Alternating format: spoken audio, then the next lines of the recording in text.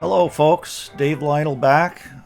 Today we're talking about the STYRKA S5, part of my ongoing search for a small 8x30 or 8x32 binocular that'll work for me, particularly because of my astigmatism.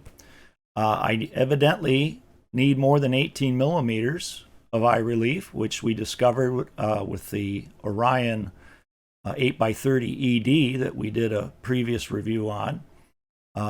It was kind of close, but no cigar. So we've moved up to 19.5 millimeters of eye relief with this STYRKA.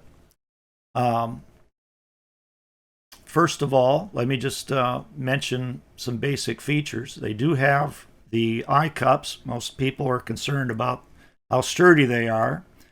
These are sturdy. They click very positively in 3 positions.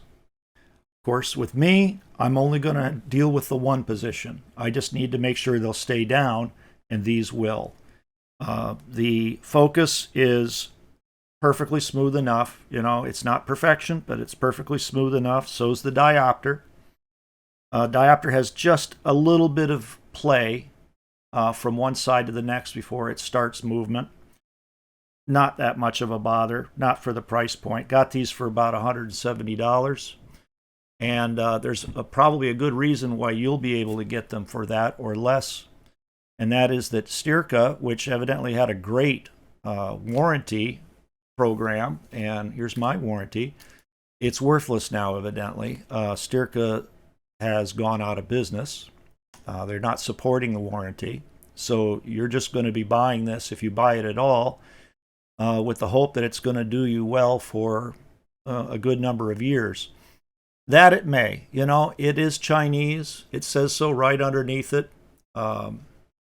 It has the kind of view that I've come to expect from a lot of these Chinese roof prisms. Perfectly acceptable.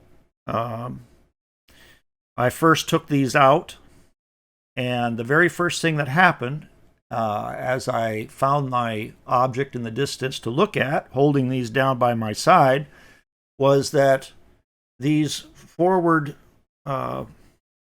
covers just slipped off. I heard a little plop, and I looked down, and there it is. They're kind of beveled on the front, which doesn't help hold these things on.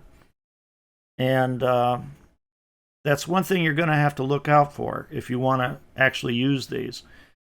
You might lose them. You might want to tack them on or something. The eye cups for the oculars, they are not tight-fitting. And you do see the loop that's meant for your neck strap. I would probably use that to make sure they don't go missing in the pine needles also. It comes with it's a nice package. You know, it has a magnetically held flap on the box. If that, you know, it's a touch. Too bad they aren't around anymore. The bag's nice. It's got a nice mesh back. It's set up not just for a carry strap, but they also have what's essentially a harness. You know, that's a nice touch as well. Nice neck strap, nice and wide with STYRKA. Got pretty little case with a cleaning cloth in it. Your instructions, you get a neat little sticker for a no longer in production binocular, and of course your warranty that won't do crap, but there it is. Bottom line, I take the thing out and I look at my usual objects to evaluate the resolution, and it's sharp in the center, sharp enough, not as good as the Orion ED, but you know, just creeping up on it, perfectly fine.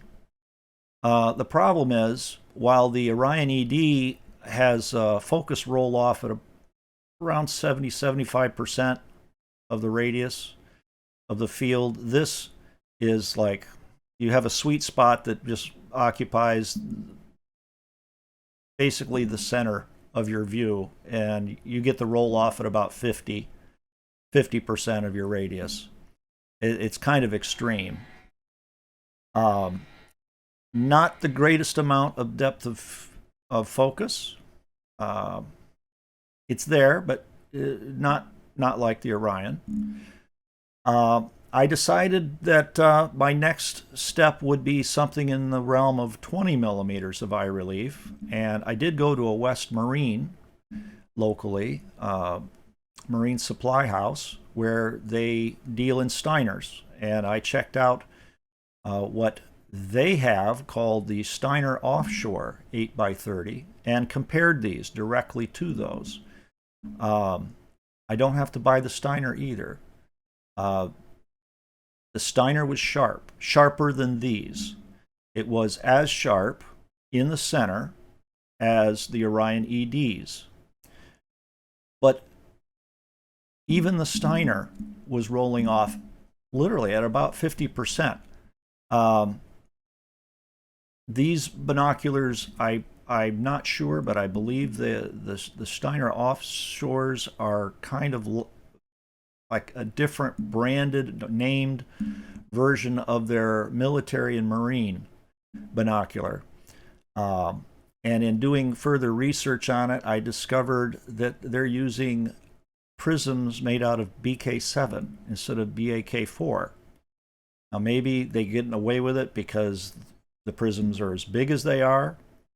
I can easily see why they could afford to use BK7 because the light loss is, you're not going to be able to see it very well through the unfocused image that you're going to have out at the edge of the field of view.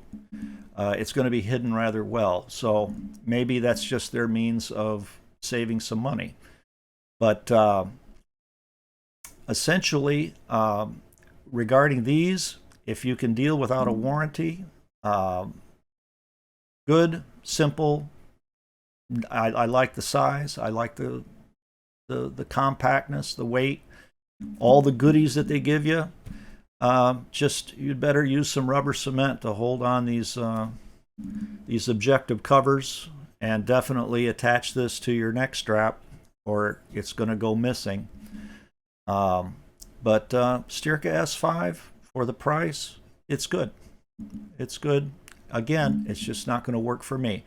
I was able to see the edge of the field, but only if I pressed my glasses right up against the oculars, and glass to glass doesn't work for me. It's not optimum. I don't need scratches on my new binoculars. I will tell you that if you want to go that route, the one nice thing about these is that I did not get any kidney beaning when I did that. You can put your eyes right up against it with your glasses. No kidney beaning. Nice clear view. Just, it's a clear view right in the center. Rather serious roll off of focus. If that works for you, then go pick yourself up some of these. These, I'm afraid I'm going to have to send back. And I'll keep you guys updated on this search and let you know what we dig up next. Thank you very much for listening, and have a pleasant day. Bye.